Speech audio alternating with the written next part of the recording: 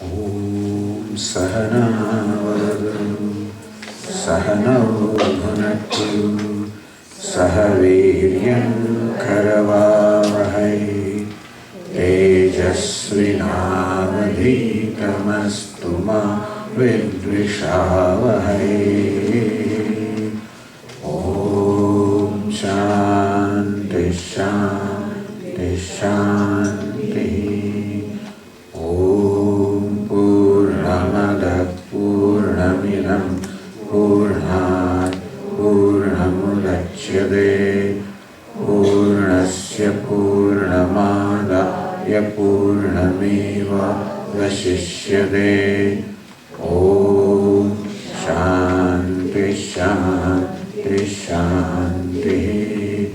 Shruti Smriti Purananam Alayam Karunalayam Namami Bhagavad Padam Shankaram Lokashankaram Shankaram Shankaracharyam Keshavam Badarayanam Sutra Bhashya Krutau Vande Bhagavantau Manah Punah. Ishvaro Gururagmedi Murti Veda Vibhagine Vyakta Dehaya Dakshinamurtaye Namaha. Om Parthaya Pratibodhitam Bhagavata Narayane Swayam Vyasena Gratitam Purana Munina Madhye Mahabharatam Advaita Vrutavarshinim Bhagavatim Ashtadashadhyayinim Ambatvāmanusandadhāmi Bhagavad Gite Bhavadveshinim Yam Brahma Varendra Rudra Marutaha Stunvanti Divyaistavai Vedai Sangha Padakramo Panishadai Gayanti Yam Samagaha Dhyanavasthita Tadgatena Manasa Pashyanti Yam Yoginaha Yasyantanna Vidussura Suragana Devaya Tasmai Namaha.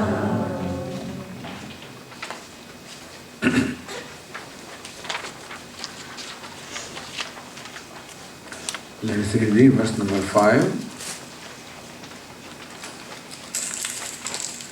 on page 4.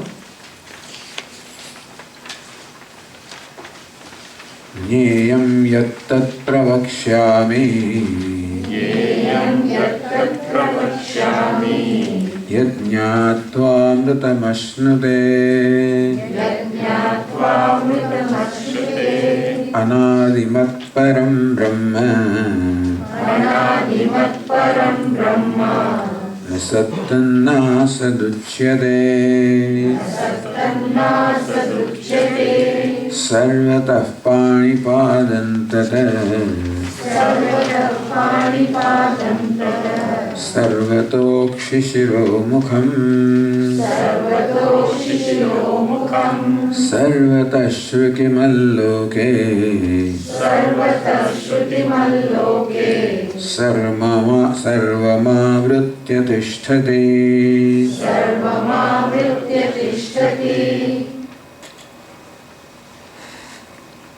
So Lord Krishna says, Yattadnyeyam tat pravakshami. Here Arjuna, pravakshami, prakarshena vakshami. I will tell you very well about Jneyam, that which is to be known. Knowing which, there is the fulfillment in life. Without knowing which, there is samsara, misery, sorrow in the life. So knowing and not knowing, That's all, makes all the difference.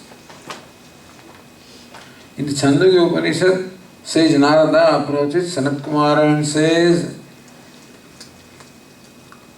Shudam Yedat Bhavadrashebhya, O Venerable Sir, I have heard from great people like you that the Shogam Atmavit, the knower of the self, crosses the grief.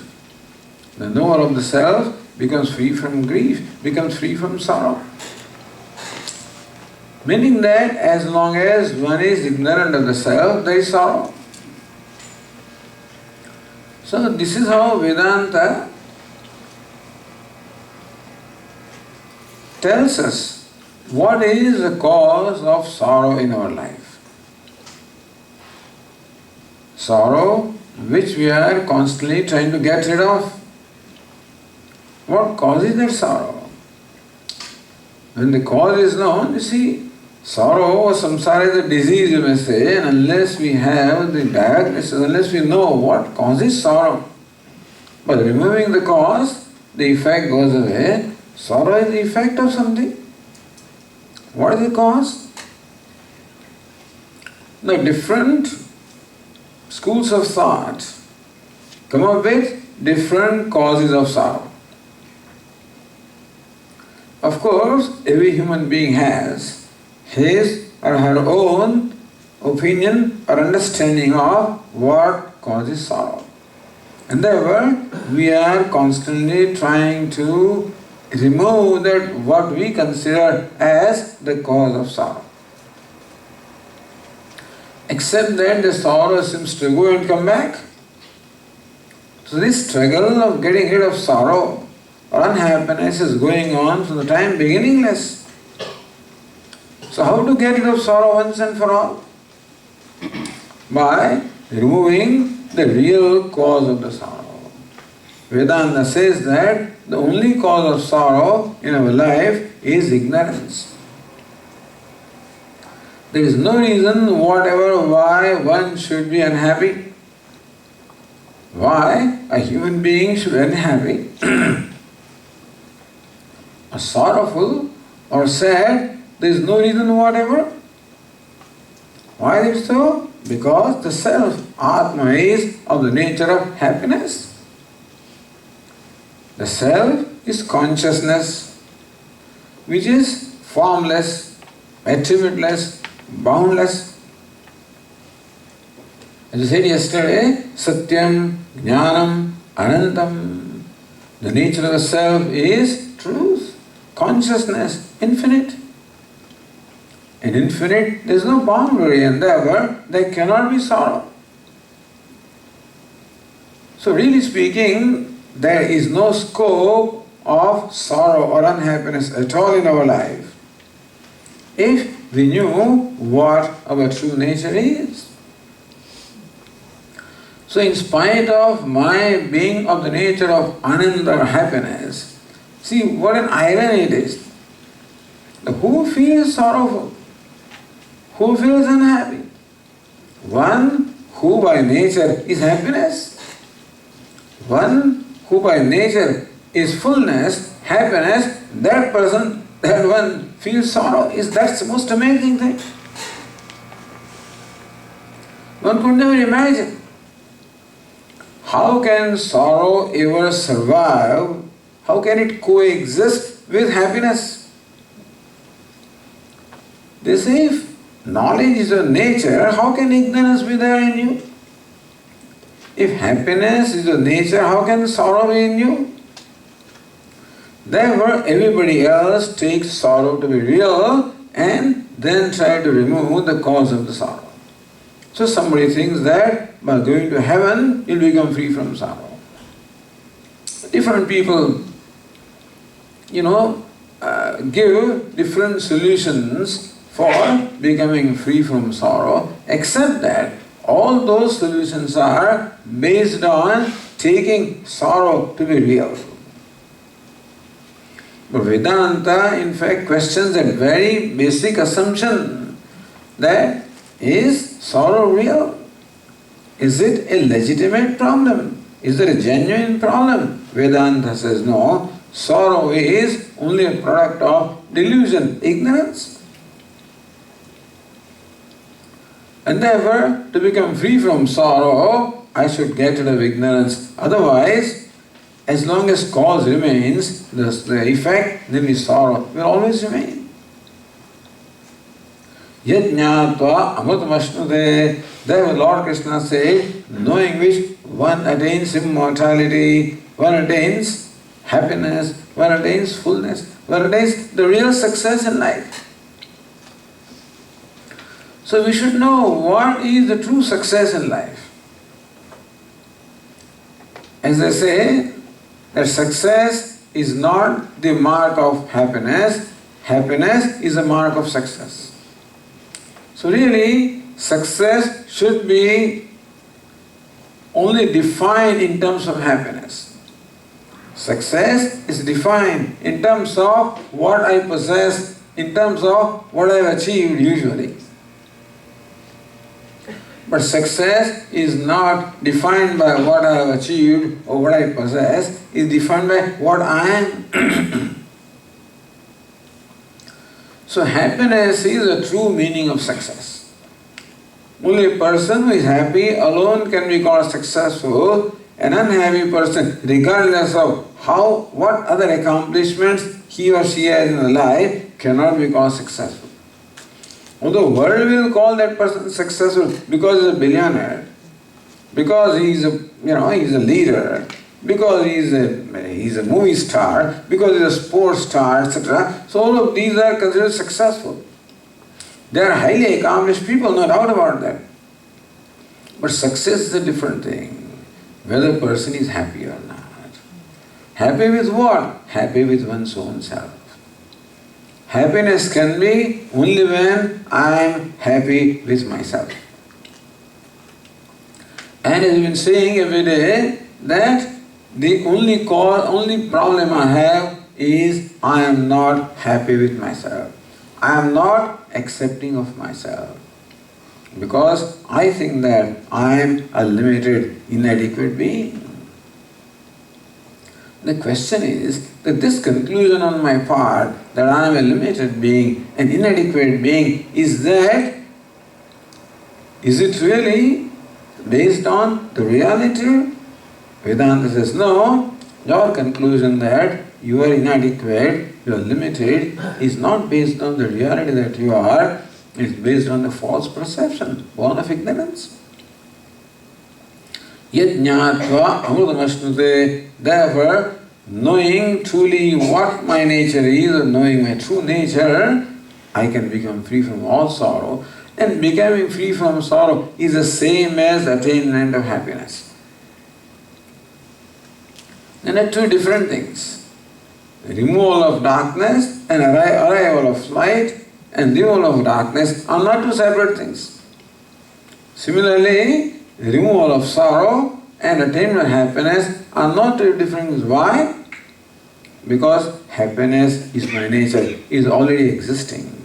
Like removal of cloud and shining of sun are not two different things, because sun is already shining and cloud is merely an obstacle or inhibiting the manifestation of the brightness. So also sorrow inhibits this happiness which is my nature. Yad jnatva. Therefore, knowing, one becomes immortal, one becomes happy, one becomes successful. So now in a few verses that we have selected, Lord Krishna tells us the anatomy of the samsara, or anatomy of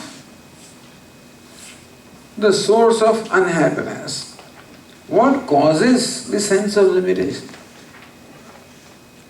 And therefore, how to become free from that limitation. So now let us go to the next verse on the page 5, verse number 7.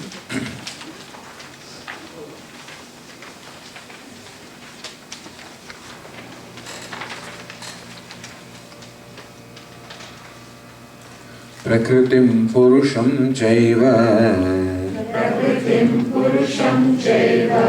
Vidyanadi ubhavapi Vikaramscha gunamschaiva Vidhi prakriti sambhava.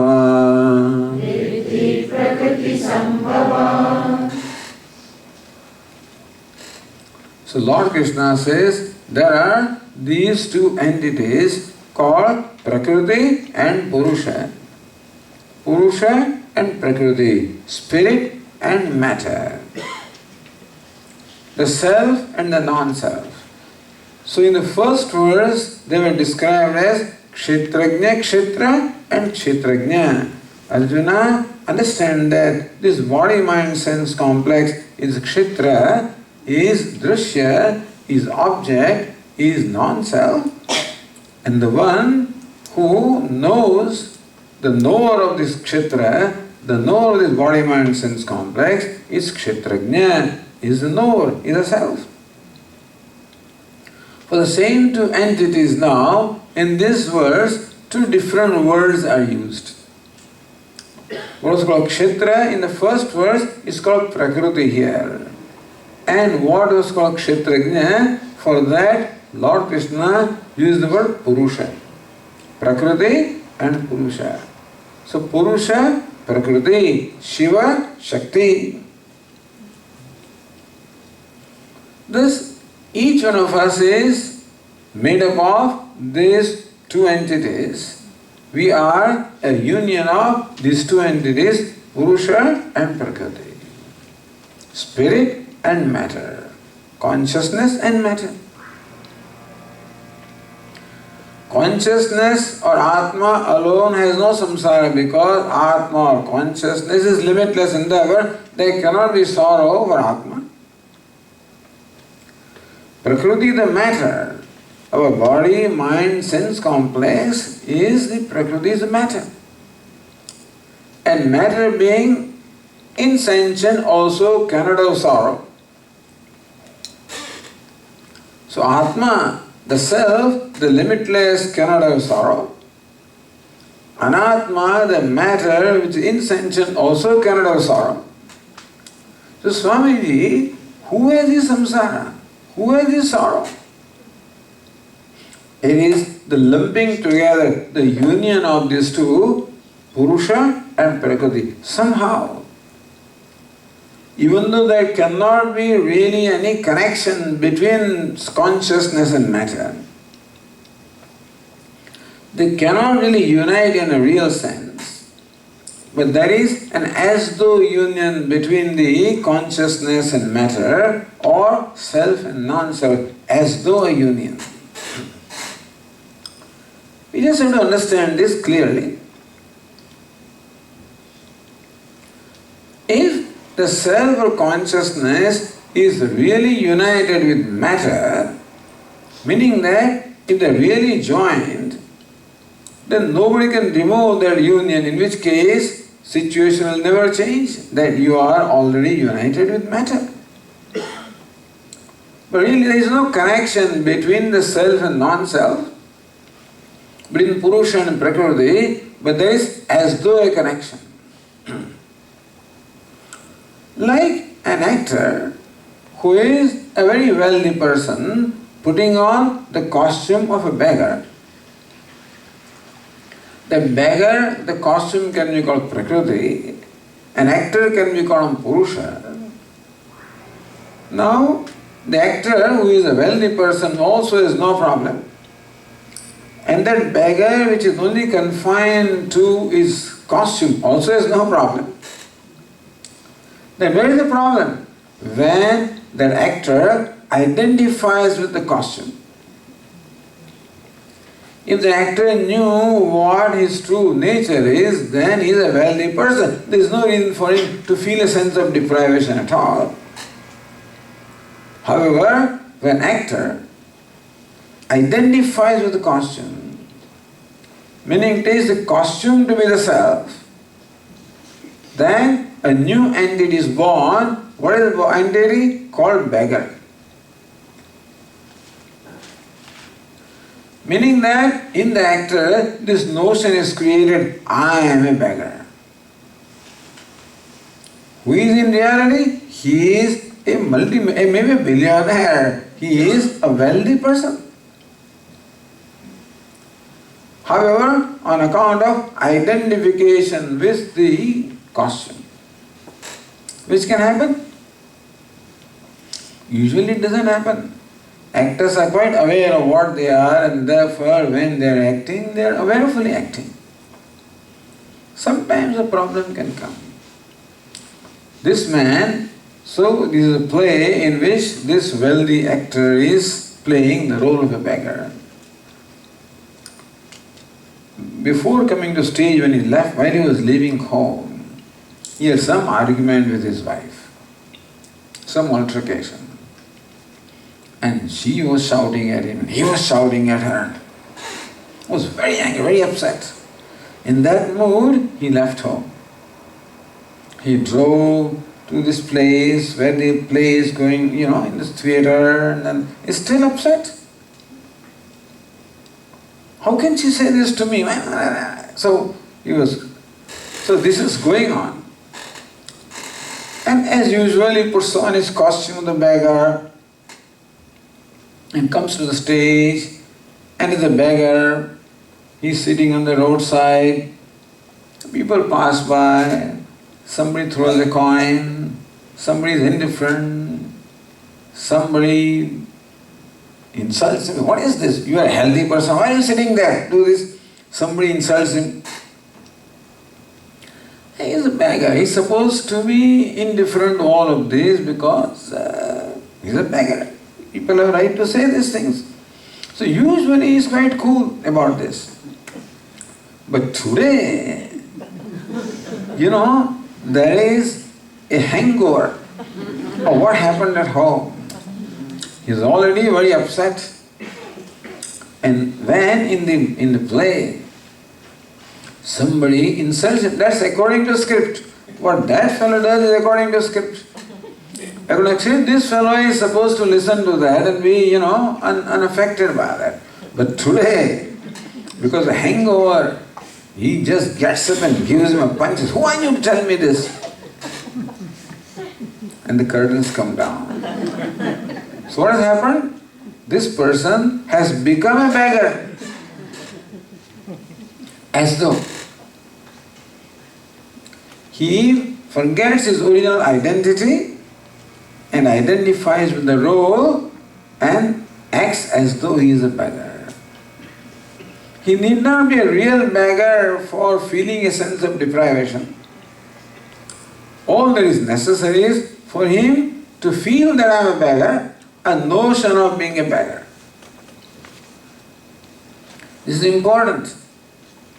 For a person to feel a sense of deprivation, impoverishment, he need not be really poor. All that is necessary is for him to have a notion that I am poor, I am a beggar. In Vedanta, we give the example of rope snake, which I mentioned earlier. That a piece of rope is mistaken to be a snake, and I think there is a real snake, and I am scared. For me to be scared, there need not be a real snake there. All that is necessary is a notion of the snake.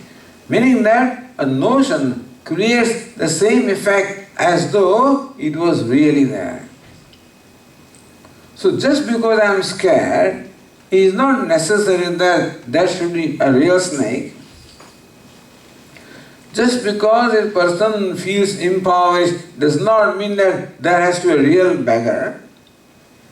Similarly, just because I feel a sense of limitation, a sense of inadequacy, a sense of littleness, smallness, it's not necessary that I should be really inadequate, really small, really limited. So only Vedanta says that your sense of limitedness is not real. Everybody else takes it for granted that my feeling of smallness is the real thing, is the reality about me. Vedanta says, no, your smallness inadequacy is not the reality about you. It is a notion. Call it delusion, call it notion created because of ignorance. So, in order to explain that, Lord Krishna says in the verse that you just read, Prakritim Purusham Cheva Vidhi Anadi Ubhavapi.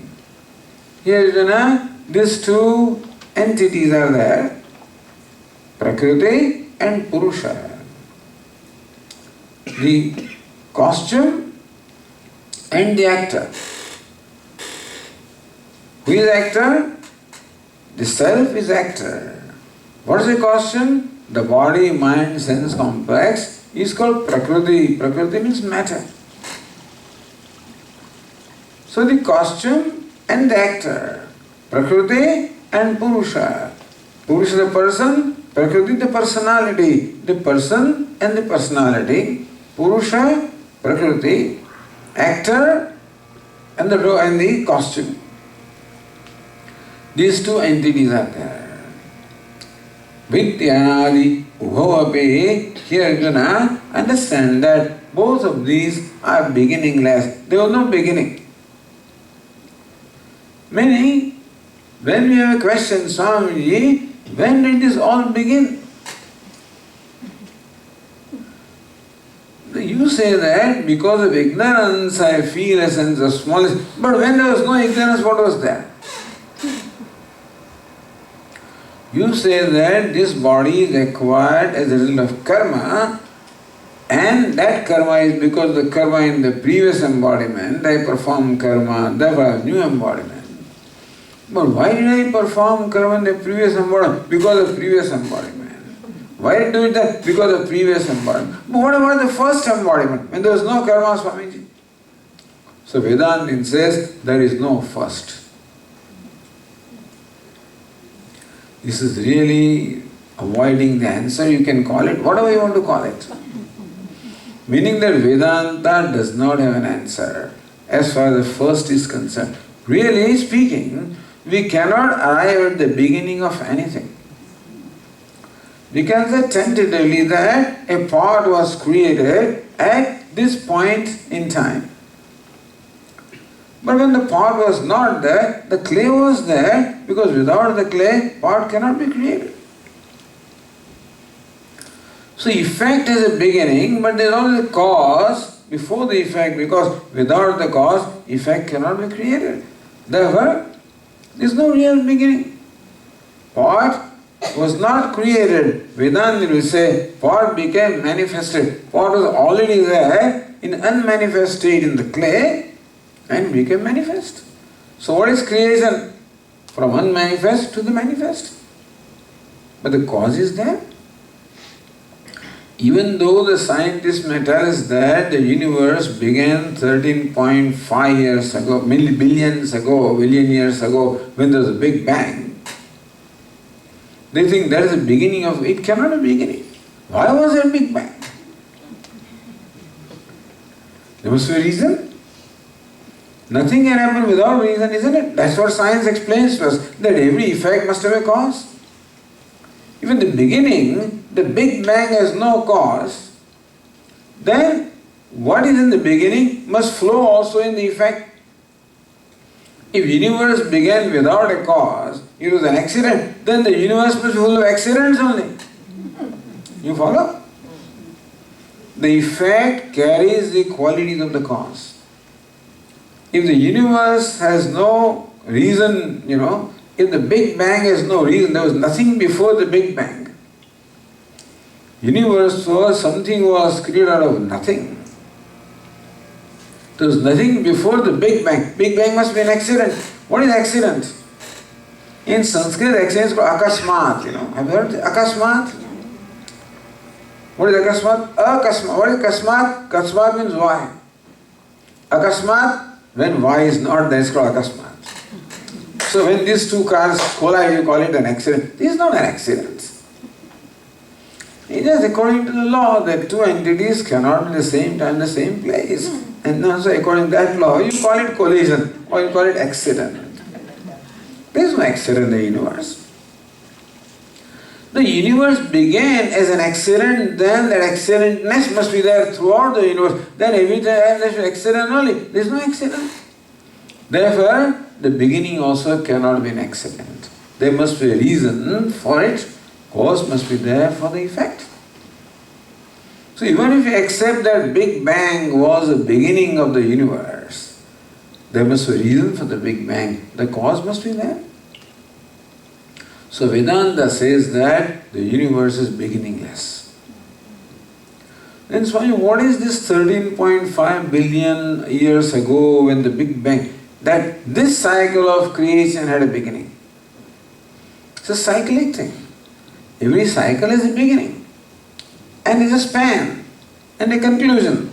And another beginning, another continuation, another conclusion. But when did this process of creation begin? It has no beginning. It's an ongoing process. So with the anadi ubhavapi, here you understand that both the prakriti and the purusha, the matter and the spirit, both the entities are beginningless. Meaning that the samsara has no beginning. Universe has no beginning. Sorrow has no beginning. The sense of limitation has no beginning. Meaning, do not waste your time and energy in trying, in struggling with understanding beginning. So that is what Bada Swami Chinmayanji, he used to say, what's the unit of time? It is called second. Not first. There is no first. He is second. That's how he used to say, jocularly.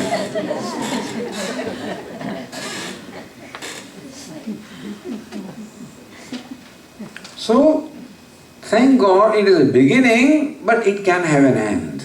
It doesn't have a beginning, it can have an end.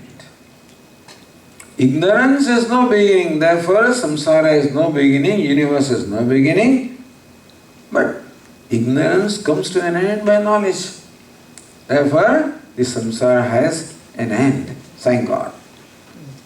When in a cave, when did the darkness begin? Darkness is no beginning. But when the light comes, the darkness is the end. Because now what these two entities do?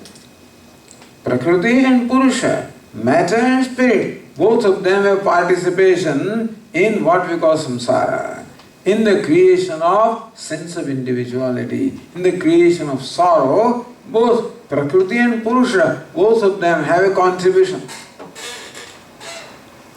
The Prakriti, the matter, contributes something, and Purusha, the person, the spirit also contributes something. Now what is the contribution? In the verse that we just read, the second line says, Vikaram se gunam seva vidhi prakriti sambhavan. All the modifications and all the qualities, they are all the creation of Prakriti or the matter. So Vikaram is modifications. That will explain next verse. What is it that Prakriti, matter creates? So what is Prakriti, matter's contribution in the samsara? And what is the contribution of Purusha or the person or the conscious being? You call it Jiva. The soul or the Jiva, the conscious being is called Purusha, and the matter, the personality is called Prakriti. So in next verse, Lord Krishna explains.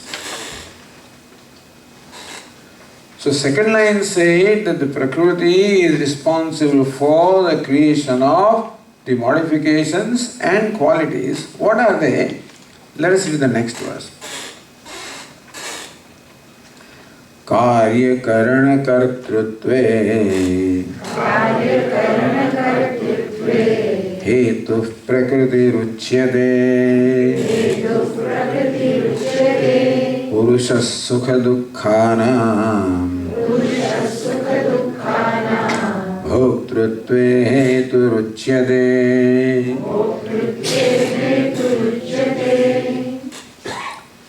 Prakriti, you call it Maya.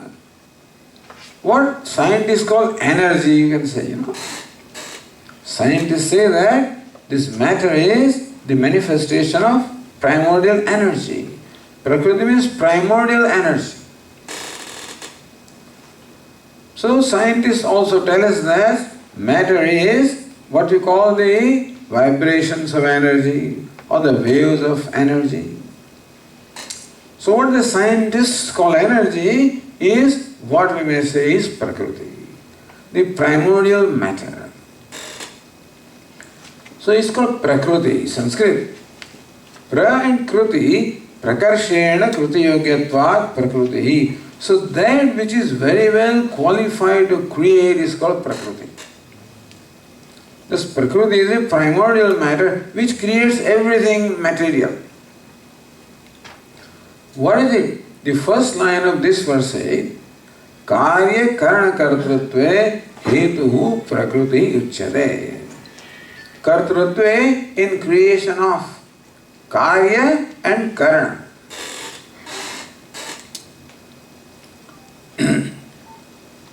See, again come back to our own personality. We have this gross body made up of different limbs and different organs. Hands and legs and hands and eyes and ears, and that is the gross body. We were explaining that within this gross body there is a subtle body. This body is called gross because it can be perceived or experienced by sense organs. It can be heard, it can be touched, it can be seen, it can be tasted, it can be smelled. And therefore, this body is called the gross or tangible body. Here, the word used for is karya. And within this body is the subtle body, consisting of the organs of perception. Those who study Tattva-bodha, the organs, 5 organs of perception, 5 organs of action, 5 pranas, mana, buddhi, the 17 things make the subtle body. Don't worry if you do not count or do, but important thing is that there is something that imparts life to this gross body, which when present, then the gross body is alive, which when not present, the gross body is not alive. That's not consciousness, it is the subtle body. Again, you remember the example of the fan that we gave. That fan has the outer body with its blades. Within the fan there is the motor, and energizing the motor is electricity. So electricity first energizes the motor, and the motor in turn rotates the blades. Now if we remove the motor, then even though electricity is there, and even though the fan is there, the fan will not rotate because what linked the electricity with the fan, that link, namely motor, is not there. Similarly, what links the consciousness with this gross body is the subtle body, equivalent to motor. Meaning that the consciousness first enlivens the subtle body, and the subtle body in turn enlivens this gross body.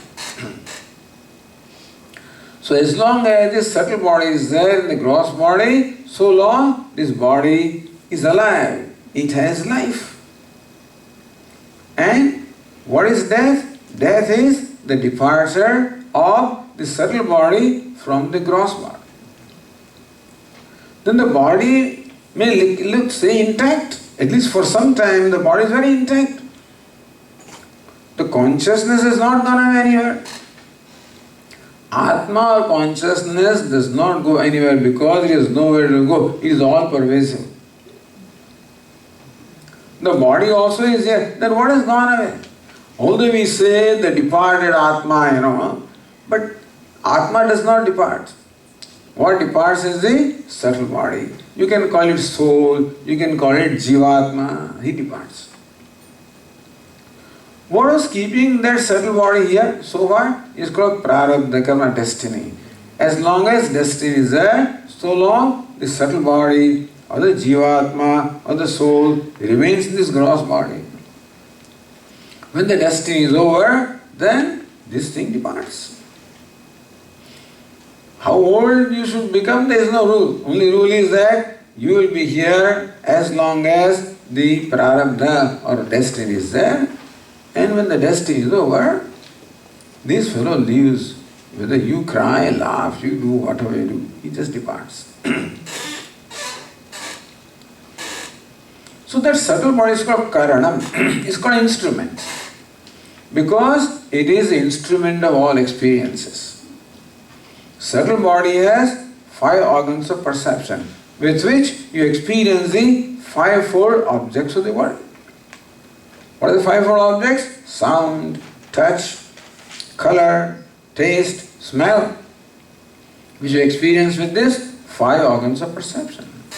Then we have the mind. That is also an instrument through which you synthesize this and recognize the things. Then we respond the 5 organs of action, which are powered by 5 pranas. So all of this makes up what we call subtle body, is called Karanam. Karanam means the instrument. Karyam, the effect. So Karya and Karana. Karya, gross body. Karana, subtle body.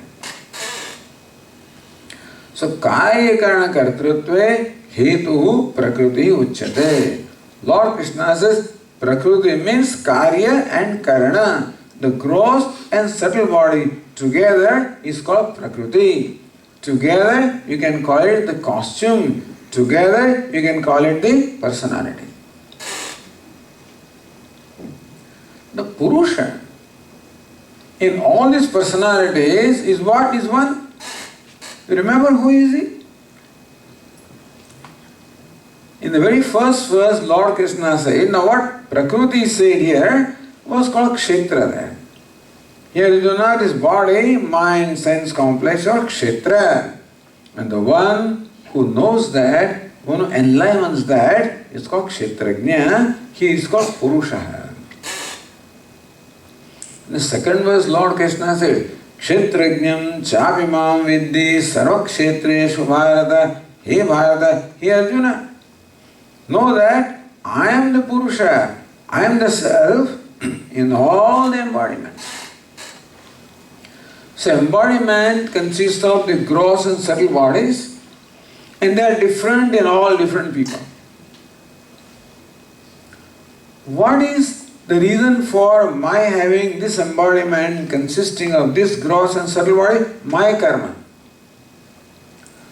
What's the reason why you have your peculiar body, mind, sense complex? Your karma. Meaning each one of us has a unique history. And what we are in the present is the product of the past. So thus, there is a continuity of life.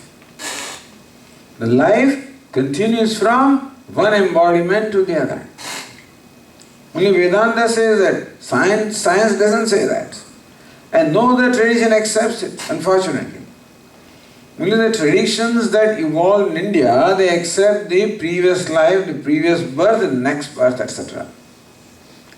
But all of the traditions that evolved in the Middle East, whether it's Judaism, Christianity or Islam, they do not accept either the previous life embodiment or the new embodiment. They do not accept the previous birth or the rebirth, which is full of problems.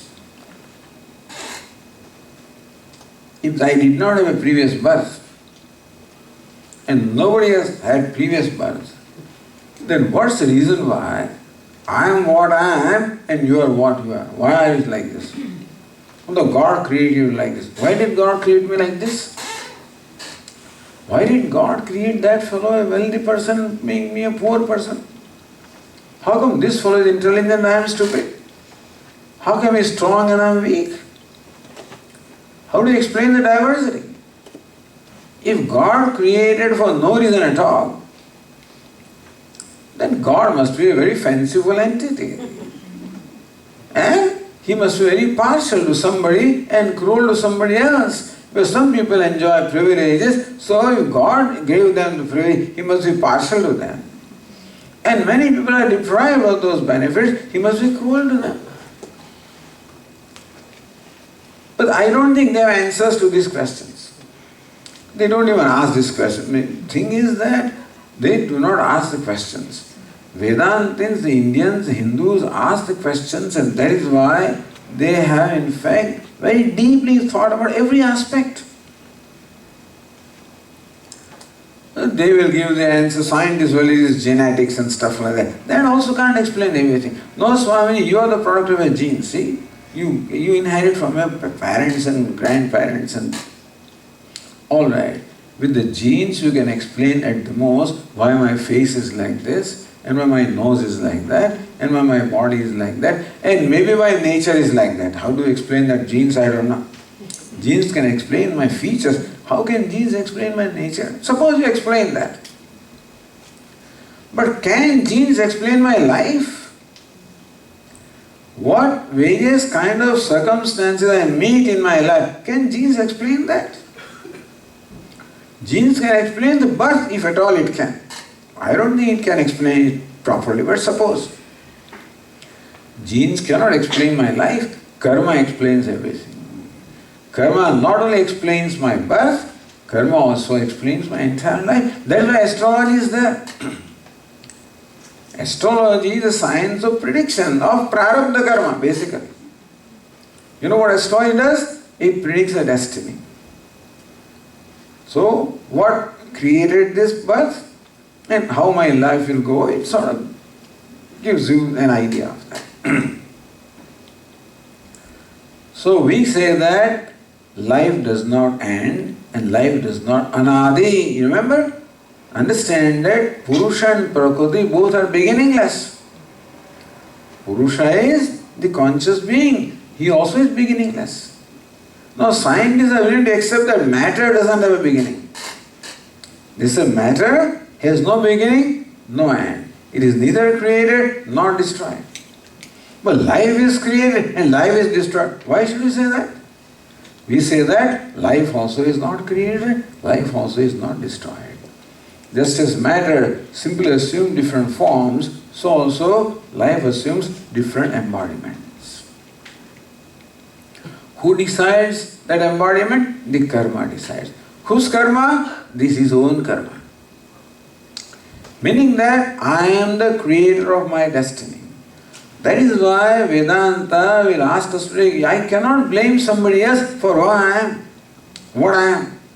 I can't blame my parents. Children blame their parents. Hey, you gave me birth. I didn't want to be here. You gave me birth. You are responsible. You take care of me. So there are those champions who blame their parents for their birth. You are the cause of my birth. No, parents are merely an instrument. Your own karma are the cause of your birth. The present is the product of past. If your birth is an accident, then how do you explain it? You can't explain diversity. The diversity is explained by the diversity of karma. Each one of us has a history from the past, beginningless time. And therefore, each one of us has our own history of karma. That explains the diversity. Not only that, but that also requires me to take responsibility for myself. I cannot blame anybody, not even Ishvara. I can't blame God also because God said, I gave you what you wanted. Because when you perform an action is propelled by a desire. What is desire? I want this, I want that. So Ishvara says, okay, I am the Karaphalatata. I give the result of an action. So you wanted this, I gave you this. Now you are complaining, but you did not think about it when you were asking for it. Now I complain, why do I have this body? Why do I have this? Why was I born in these parents? Why was I born in this family? Why don't I have my parents like those, my friends' parents? You asked for it. So what we have and what we are is what you have asked for. And therefore accept it gracefully. Accept the self gracefully, without any complaints. Kuch karan hoga. Some reason must be there for things being what they are. But what was my karma? I don't know. Meaning that there is karma, but we do not have sufficient knowledge to really determine what karma gave rise to this nose and what karma gave rise to this head and what karma gave rise to this stomach. I don't know. But things cannot be what they are unless there was a reason. Thus Vedanta enables us to settle accounts. Our Swami says karma is like the shock absorbers. It absorbs the shock. When something happens which is very unpleasant, then person asks, why me? Why should it happen to me? Why is that question? Because I do not see any reason why this should happen to me. It is injustice. What Hindu will say? Karma. Why it happened? Karma. So by saying karma, it doesn't change the situation, but it changes my approach in my mind that I know there is a reason. Not why me, this happened because of karma. I don't know what karma it is, but some karma it is. And therefore, a lot of my shock is absorbed. It's a shock absorber. Otherwise you go crazy, because the human mind wants answers. And when you cannot get answers, you cannot get over with it. People generally, the life comes to a stop, they cannot proceed further. Or this never goes away from their mind. Why did that happen to me? You cannot just let it go. With karma, you let go. Some reason must be there. Some karma must be there. What karma it is, I do not know. But I know that some karma must be there. Okay. So past is gone. Now, in present, see, if the present is the product of past, the future is the product of present. So, now you proceed. And now you know what not to do. Learn from the past and build your destiny. So you are the builder of your own destiny. Thus, Vedanta and this law of karma. People think that law of karma makes us complacent, doesn't. Law of karma is nothing but the law of cause and effect. And that helps us to take responsibility. First of all, it helps us to resolve things and put the past in the past and let things go and not hang on to them. Let your mother go. Let your father go. Let your near and dear one go. Because that karma is over. They have decided to go. You are not. Oh Swami, I did not take him to this doctor. That's what the karma does. Karma will give you only those thoughts and you will make those decisions. So don't worry about it. Just let it go. No guilt, no hurt. Just let go. And proceed from now on. So this karma enables us to do that. Law of karma. Anyway, so anadi, beginningless, is very important. And thus life has no beginning, life does not end also. It changes the embodiment. So karya karana kartrutve hetu prakriti uchyate. Lord Krishna says prakriti, the primordial matter, creates or results into this gross and the subtle body, the embodiment, the personality. Purusha is not created. He is changeless. Then what does he do? How does he contribute to samsara? Purusha sukha dukkhanam bhoktrutve hetu uchyate. The Purusha is the conscious being, like the actor. Really speaking, the actor and the costume have no connection at all. You understand? even though this fellow is wearing the costume, there is no connection. The costume in no way attaches itself to the actor, and therefore, in spite of wearing the costume of a beggar, the actor remains a wealthy person. The attributes of the costume, they do not in any way touch him, affect him. He remains untouched, unaffected by. So that is called asanga. Actor is unattached to the costume. Asangoyam purusha. This purusha, this self is called asanga, unattached. Unattached to the body, unattached to the sense organs, unattached to the mind, unattached to the prakriti. That is his nature. But what does he do, this champion fellow? What does he do? This fellow put on the costume by his own will. Put on the costume of a beggar. Then what happened? Unfortunately, he got identified with the costume. Therefore, now his crying becomes real. His poverty becomes real. His sense of deprivation becomes real. His sorrow becomes real. Without the cause of sorrow, if the actor knew what his true nature was, there was no reason for him to feel impoverished or deprived. But because a notion is created in him that I am a beggar. Why Swamiji? I don't know. Therefore, you should not attempt to answer questions that are non-answerable. Why ignorance? Why ignorance? No answer to ignorance. It is beginningless. What is, why can we answer when there is a beginning? Why means the cause. So cause can be there provided there is a beginning of the effect. But right away we were told that Prakriti or primordial matter is beginningless.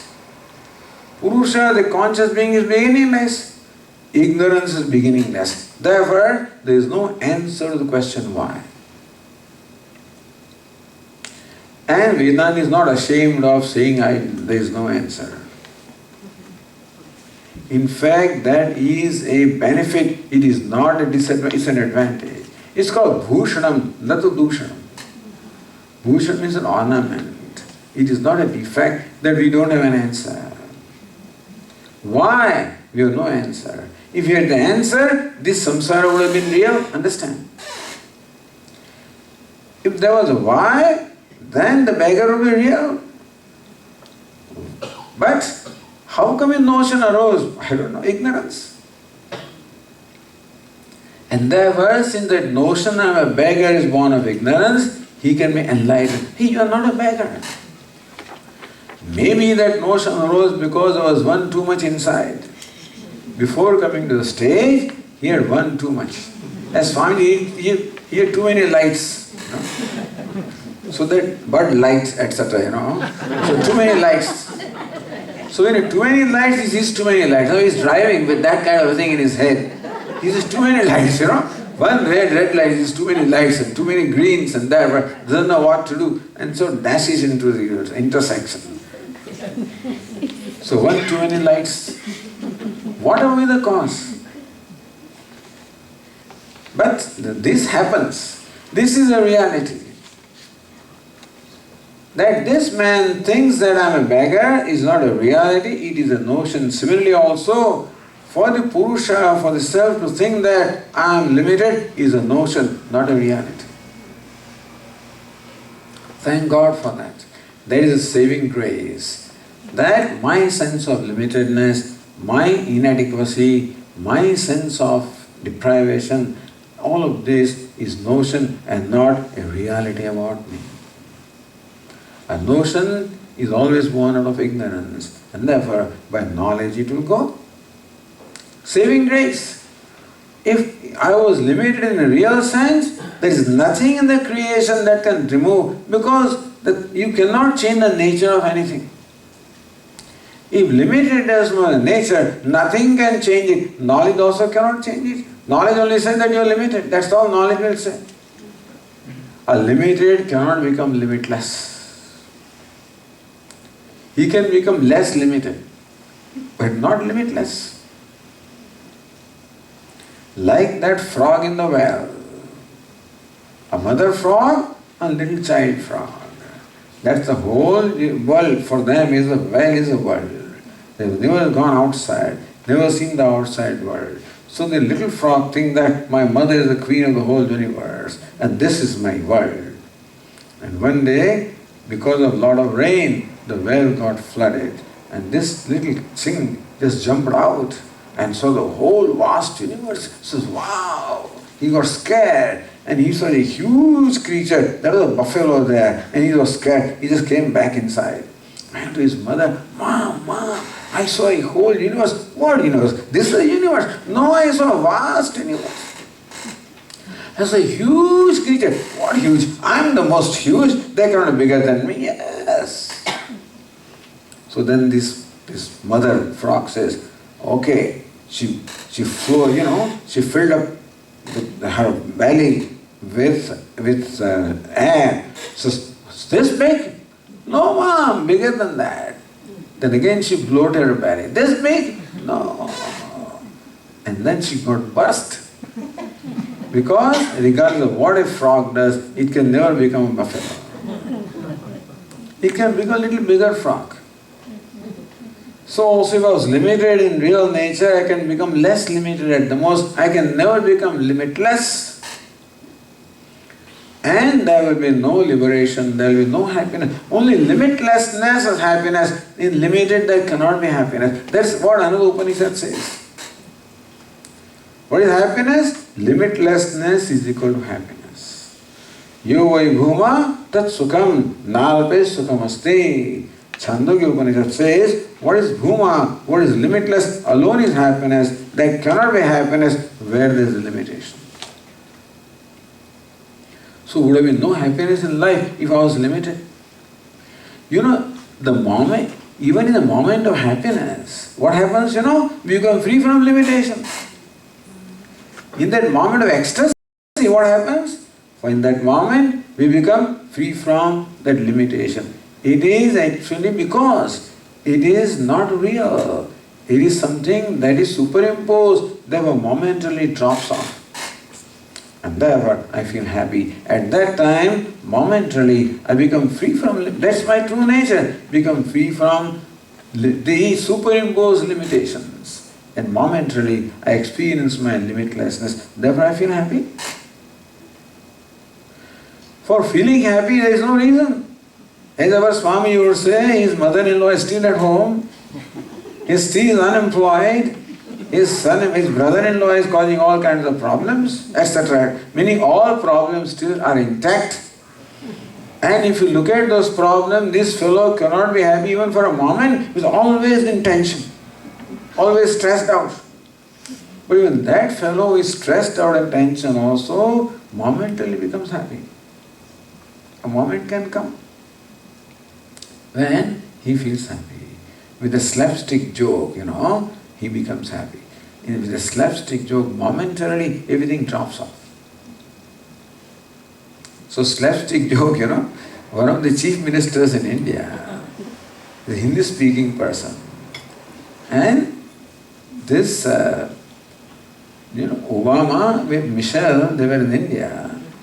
So Michelle Obama made friends and they became friends and she was trying to teach him English and then she invited him to White House. And so he's invited to White House. And so people sort of taught him a few sentences in English. Says, when you meet with Obama, ask him, how are you? He will say, I'm well, and he'll say, how are you? You say, me too. Afterwards, then your assistants will take care. This is all you have to say. So he meets with Obama. Instead of, how are you? He says, who are you? Instead of asks, who are you? Obama started smiling. He says, so he knew that Michelle knows, I'm Michelle's husband. Said, me too. This kind of a thing can momentarily release a person, and that is how, in spite of all the problems with health and wealth, we can momentarily become happy because as the Swami says, Even this moment of happiness shows that everything has dropped off. If it can drop off, it cannot be your nature. The nature cannot drop off. The fact that it drops off means that it is only incidental and not essential. Essential and incidental. So, this person identifies with the costume and feels his beggarliness is incidental, not essential. Here also, Purusha Sukha Dukkhana Bhoktrutve Hetu Uchyate. This Purusha, the conscious being who is free by nature, somehow in him arises a notion, Bhokta, I am an enjoyer, Karta, I am a doer. Just as in the actor, the notion arises, I am a beggar, so also in the Purusha, in the person, in the conscious being, the notion arises, I am a Karta, I am a Bhokta, I am a doer, I am an enjoyer. That's it. Samsara is started. This doership and enjoyership, Kartrutva and Bhoktrutva is samsara. What is samsara? You are now, you are taken for a Prakriti or Maya takes you for a ride. You are in a roller coaster. This Karta Bhokta, doer enjoyer is a roller coaster. So what is roller coaster? I did not know what a roller coaster was. Many years ago, first when he came to the United States, some friends took me to this amusement park. It was a roller coaster. And the ticket was some bigger, $10, something like that. It was a lot of money. A long line was standing in line. People would climb. In 3 minutes they would come out. So 3 minutes they're charging $10. We paid anyway, so when my turn came, it was so nice. It just rose slowly, that thing went up. I could see the whole New Jersey, all lights, all buildings, excitement, and then it just dropped. And then I just held on to those rails for my life, From then on my eyes were closed and it plunged me this way, that way, up and down. Those 3 minutes were the longest time in my life. I was happy that it ended. That's a roller coaster. Because once you ride, so also, this Prakriti is roller coaster. As long as you are detached from that, you are okay. The moment you declare, I am a Karta, I am Bhokta. See, doership, enjoyership is the nature of Prakriti, the personality. It is the mind that does things, the body that does things. And that is what experience is. The experiencing is in the body-mind complex. The doing also in the body-mind complex, the beggarliness of body-mind. This fellow says, I am the doer, I am the enjoyer, I am Karta, I am Bhokta. Why does he say that? The next verse explains that.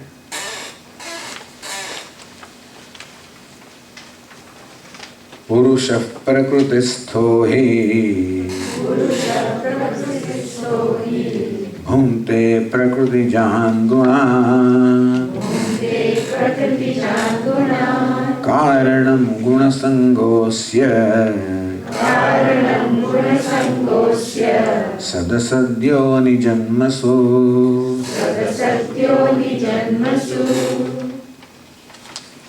Purusha prakrutistha. Prakriti means, again Prakriti, primordial matter, call it Maya. Stha, abiding in Prakriti, meaning identified with Prakriti. Prakriti is in the place of the costume. Purusha is in the place of the actor. As long as Purusha he knows that I am not the costume, so no problem. But having put on the costume, this Purusha, the actor says I am a beggar. Similarly, Purusha, Prakriti, this Purusha, the conscious being, Prakriti, being identified with Prakriti, being identified with his body, mind, sense complex, becomes what? Becomes a samsari, a karta. So this is how the notion of kartrutva, bhoktrutva, how the notion of doership and experience, how did they arise? Because the doership is in Prakriti. What performs all the actions? Prakriti. Because action requires change. Action involves movement. Without movement, there cannot be action. Therefore, who can perform action? That which is able to move.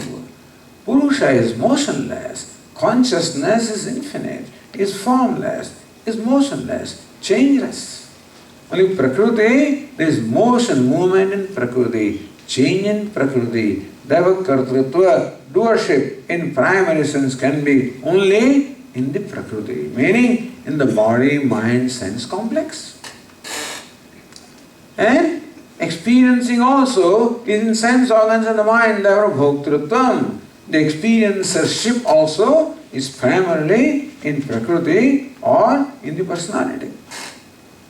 But Purusha, Prakriti-sthoi, this Purusha, the conscious being identified with the Prakriti, the actor identified with the costume, comes up with the notion, Aham Karta, Aham Bhokta, I am Karta, I am Bhokta, I am doer, I am enjoyer.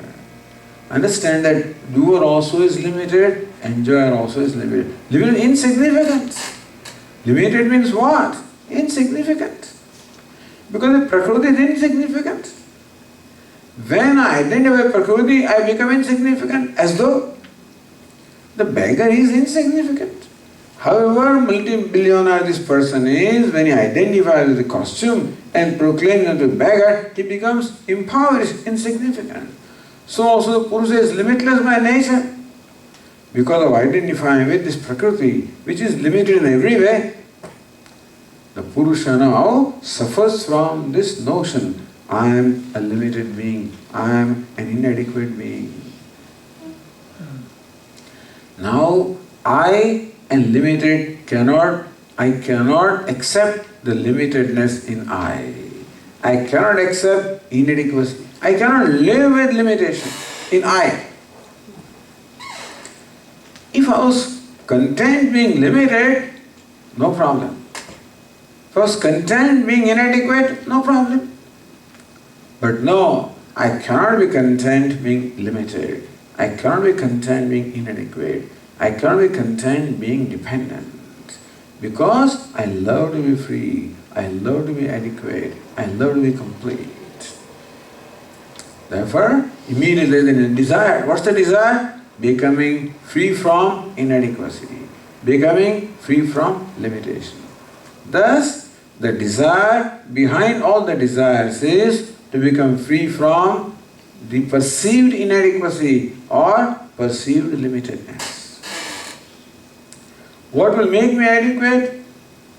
Everybody has different idea. I think that I am right now not well off enough. If I become well off, I'll be adequate. So then I want some money. Somebody says my house is too small. For a bigger house, be adequate. So goes for a bigger house. A bigger car, bigger this, bigger that, smaller, whatever. Big to small, small to big, something different. That's all. As I'm not alright. If I change, I'll be alright.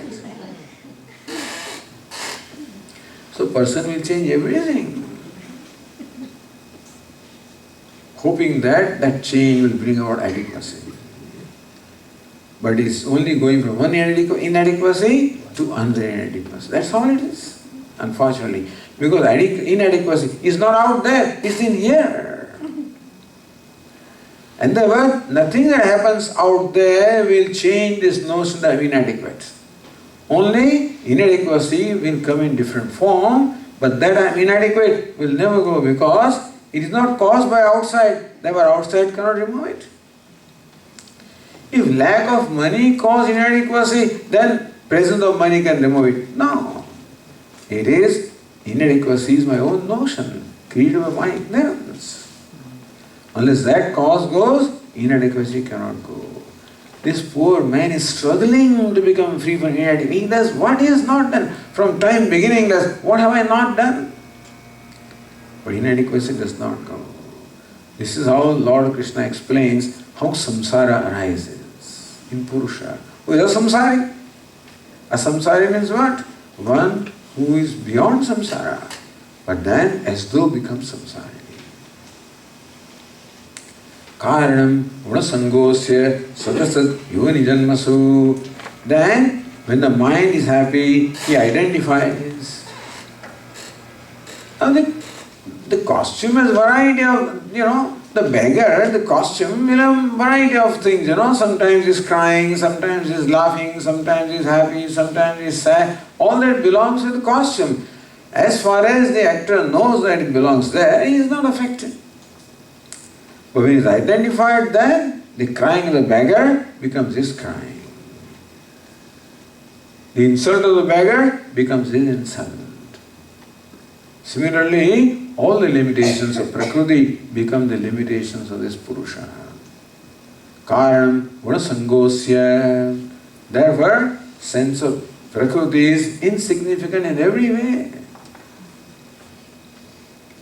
And therefore, this Purusha feels insignificant, wants to become significant. So performs variety of actions. This action creates variety of results. To experience result, he requires next embodiment. Again, where he performs same action, similar, another embodiment. That is how we keep on getting new embodiments in accordance with our actions. Actions can be virtuous, punya, dharma or adharma, punya or papa, virtuous action or vicious action, or a combination of both. So what will be my next birth? Swamiji, is there a rule that if you are a human being in this birth, you born a human being next birth? No rule. Because a human being can act as a human being. A human being can also function, act like a god. A human being can act like the beast also. All that's called free will, unfortunately. I have the freedom to be like a beast, or a god, or a human. So, as I conduct myself in this life, that's what I will become next life. So, whether I am beast is what I will determine by my actions here. Whether I become God, I will determine by my Sadasatyoni Janmasu. Sadyoni in virtuous embodiments, Asadyoni vicious embodiments, or a combination human embodiment in between. So I can, according to my karma, perform in this life and the previous life. I can be born as a devata, can be born as an animal, even as a tree, as an insect, or as a human being. So Lord Krishna thus describes the anatomy of samsara. When you understand that all this business is created simply because of the perceived samsara, that kartrutva, doership is not my nature, it is a notion. Bhoktrutva, experienship is not my nature, it is a notion, born of ignorance. And therefore, what is necessary is for me to know my true nature. What is my true nature? The next verse says that.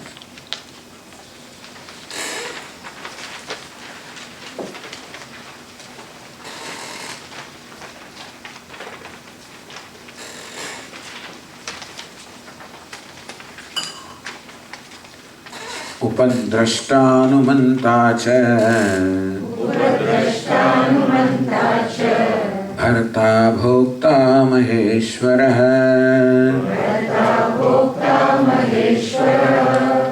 Paramatmedi chapyuktah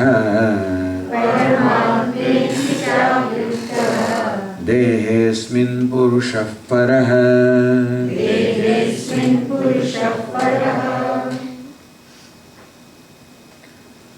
The last quarter says Dehesmin purushah parah. Asmin dehe, in this body. Parah purusha, the supreme person. This Purusha, the meaning of a Purusha? Colloquially, Purusha means a man or a person. But etymologically, Purusha means Purna. Purnatvat Purusha. The word Purusha is derived from the word pru, in the sense of filling up. So Purnatvat Purusha. The one who is full and complete is called Purusha.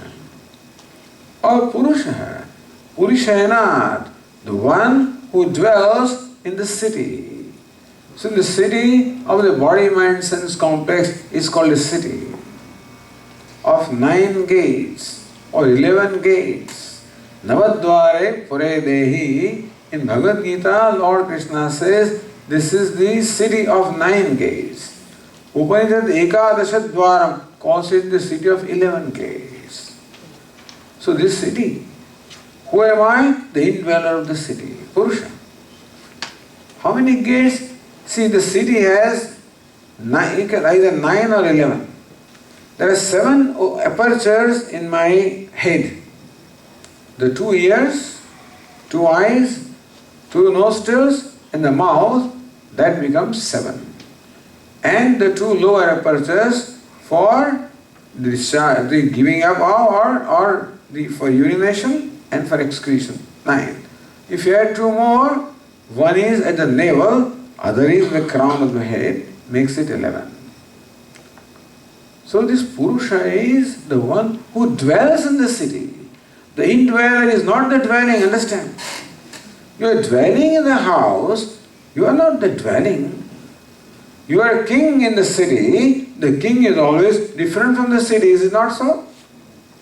The city has so many gates. Every gate is the gatekeeper. At night all the gates are closed. Nobody can come in, nobody can go out. When the morning comes, gates are all open. Then all the communication again begins. So also at night, all gates are closed. When you're fast asleep, all gates are closed. All eyes are closed, ears are closed, nose is closed, all sense organs are closed. And no communication. External objects cannot come in, thoughts cannot go out. The city is closed at night. In the morning I wake up, all things begin, all gates are open. My thoughts go out, objects come in. Therefore, this personality of ours, called Prakriti, personality made up of gross and subtle body, is very often compared to a city, and the Purusha is compared to the king in the city. Or the king is independent of the city. The city can expand, city can contract, but the king doesn't expand, doesn't contract. Meaning that the limitations or virtues or vices of the city, they do not in any way affect the king. The king lives in his palace. There is a palace called the heart, which is a dwelling place for this Purusha, tentatively, for the Paramatma. Dehesmin Purusha Para Asmin De, in this body, in this city of 9 gates or 11 gates, Para Purusha, the supreme person. Purusha is Para. This Purusha in true sense is what? Perfect. Para supreme, limitless. So in reality, Purusha, the conscious being, is nothing but the self, consciousness, the limitless. The limitless obtains in the city of this body. Like a king obtains in the city, so also the limitless person obtains in the city. And he is called by different names. Upadrashta, Anumanta cha, Bharata, Bhokta, Maheshwaraha. Don't keep on, control your yawning and control this, please. Because people sitting in front of me keep on yawning and yawning and yawning. Have a cup of coffee or a couple of cups of coffee before you come to the class. So at least you can keep awake. Because that induces yawning in me. That's the problem. This is a very, it's a contagious thing. Anyway, so Purusha here is Upadrashtanamantasa. Lord Krishna describes what is the true nature of the self, who is the so-called indweller in the city of the body. Just as the king who is indweller in the city is not the city, independent of the city, and the changes taking place in the city do not in any way affect the king, remains changeless. Upadrashta, he is drashta, he is a seer, he is a witness. Upadrashta, the witness in the proximity. The witness is unaffected by what is witnessed. Even witness also is a role. In fact, he is simply consciousness. He just is.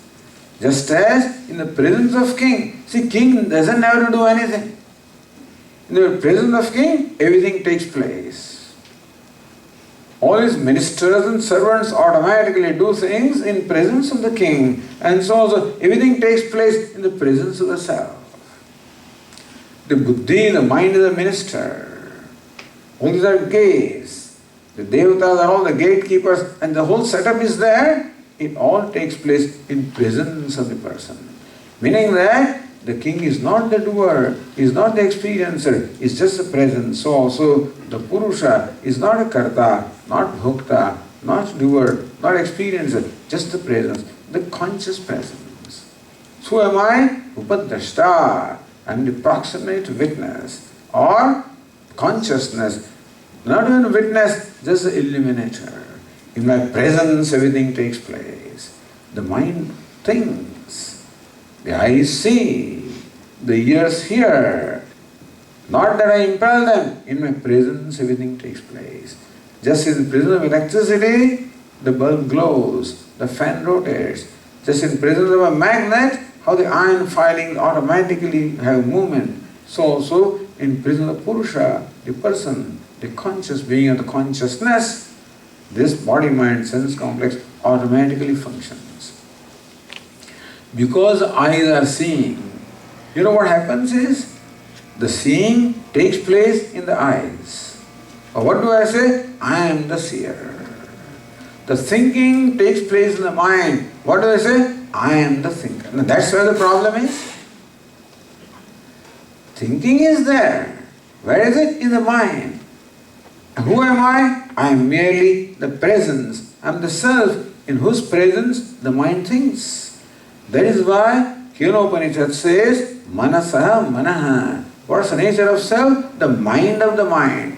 Meaning which? Meaning what? In whose presence the mind thinks. Shrotrasya Shrotram. In whose presence the ear hears. Manasaha Mana. Vacho Vacham. In whose presence the speech speaks. The eyes see. The prana moves up and down. In whose presence? Upadrashta. Who am I? Just the presence. Akarta, abhokta. I'm actionless. I'm free from action, free from experience. All actions take place in my presence. All experiences take place in my presence. Where experience is there is limitation. Where action is there is limitation. If I identify the actions, I'm actor, I'm the doer, then I become limited. As though I'm experiencer, become limited. Limitations of the Prakriti are superimposed upon the Purusha, and the Purusha feels a sense of limitation. So here in this verse we are told what is the true nature of the Purusha, true nature of person, Upadrashta, the proximate seer, illuminator, Anumanta, permitter. The self permits everything, illumines everything. The thoughts come and go.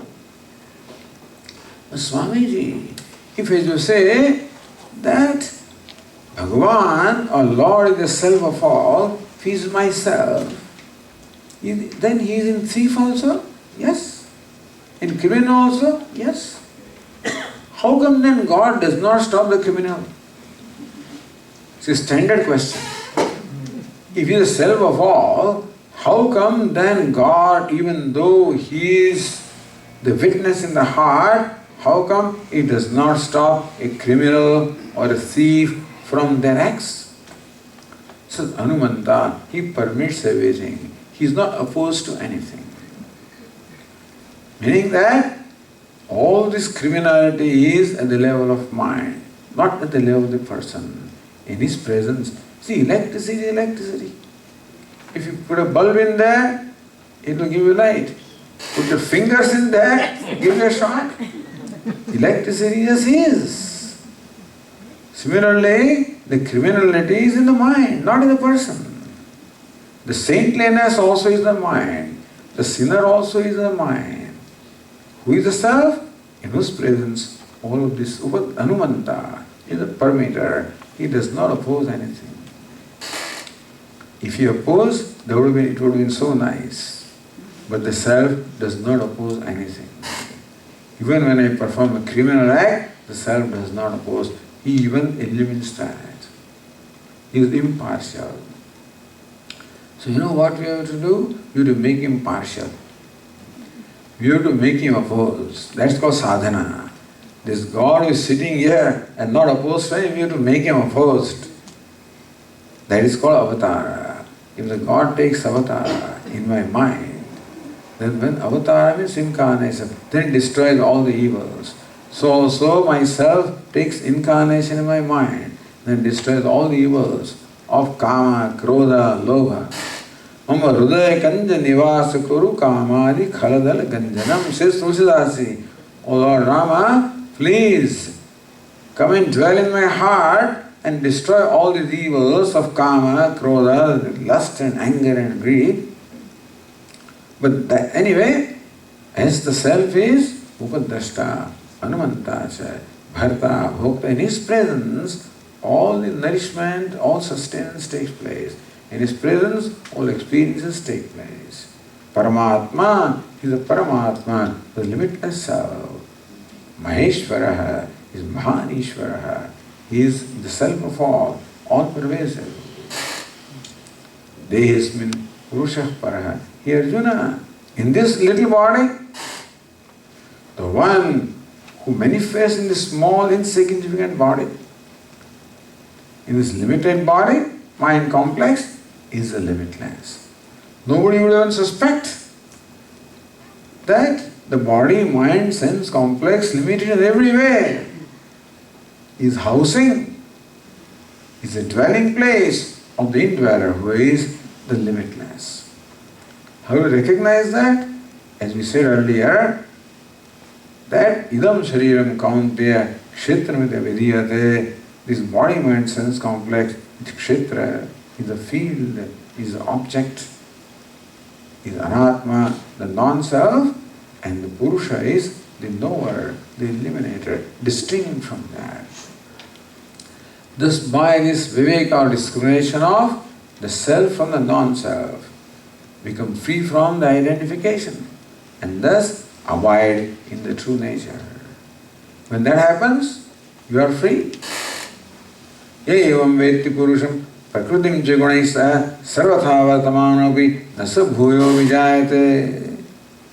In that, not here, but in the next verse, Lord Krishna says, one who thus knows Purusha is Purusha and Prakriti is Prakriti. The self is self and non-self is non-self. Nasa bhuyo vijayate. He becomes enlightened. He is no next birth, meaning that he no more comes back to samsara. He is liberated forever. So this is what the 13th chapter basically teaches us. Okay, we'll conclude our talks here.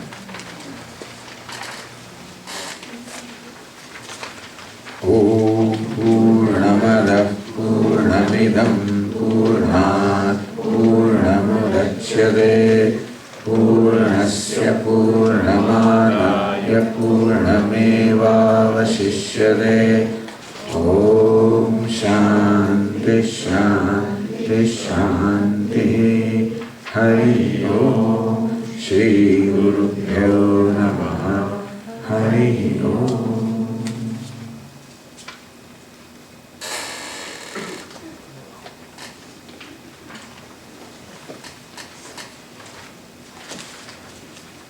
Thank you very much, Swamiji.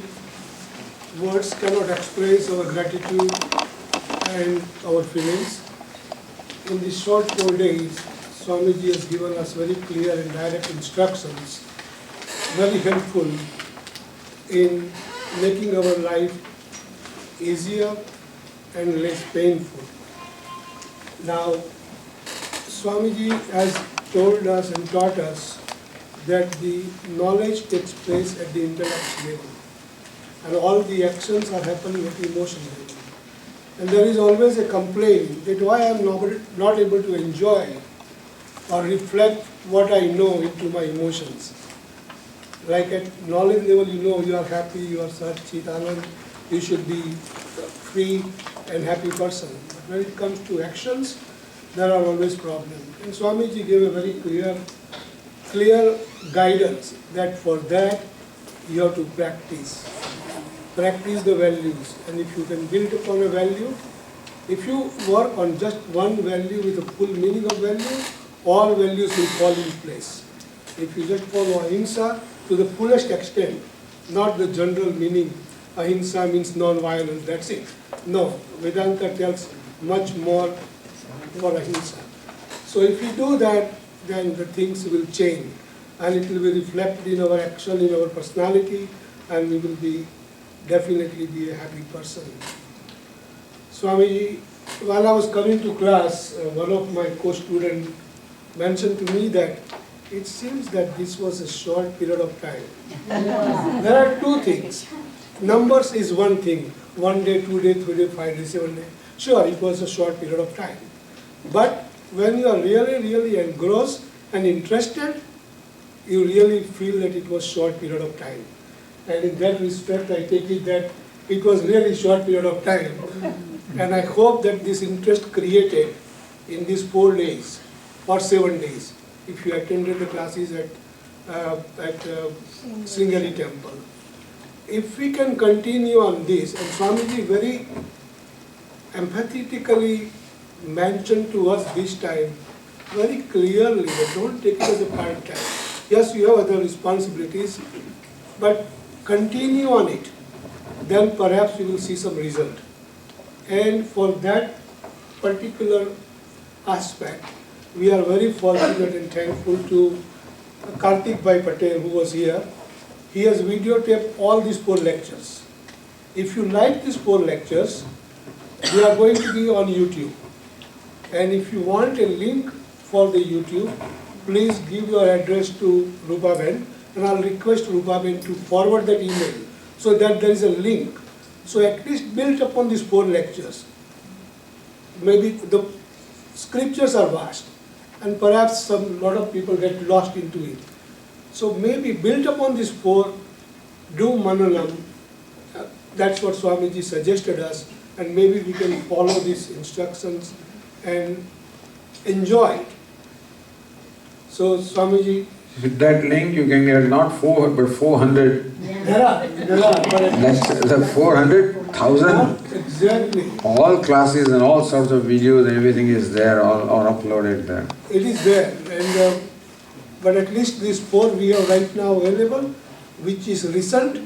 Perhaps it will give us more advantage. But there is a vast number of lectures of Swamiji on YouTube and everything. There are books also, the list is there. So please take advantage of all this. If anybody else wants to express their gratitude to Swamiji, please come and take few minutes, but short one please. And we will have a Guru Dakshina. Swamiji will give prasad, so each and every one of you, I request, please take prasad before you leave. And we need some able bodies to help us to put these chairs back. And also thanks to many volunteers, without naming any one of them, without their help, these things would not have flown this smoothly. Once again, Swamiji, thank you very much, and we look forward to your next visit. Thank you. Please.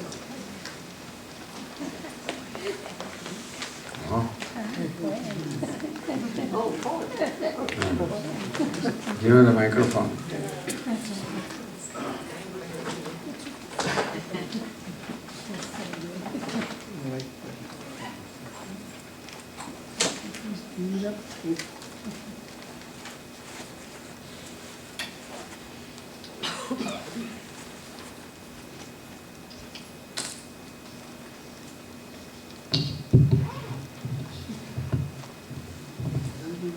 Pranam Swamiji, and please excuse my grammar. I might have done it in a rush, so there might be some English errors.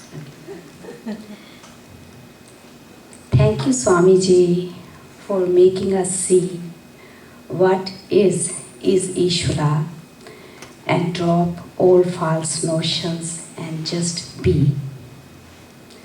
Duality is purely a play of the mind, giving reality to all names and forms, And true freedom is in giving up, as nothing in this universe I own. Oh dear mind, just wake up from the dream, which is source of all pain. Just be what you seek, that is all yours to gain. I praise all the rishis, their glories I sing, as through all ages their wisdom will reign.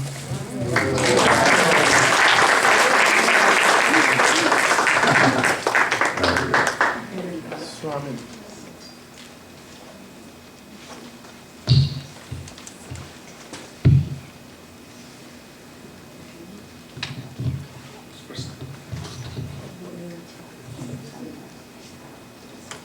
So we'll request each one of you to please come forward.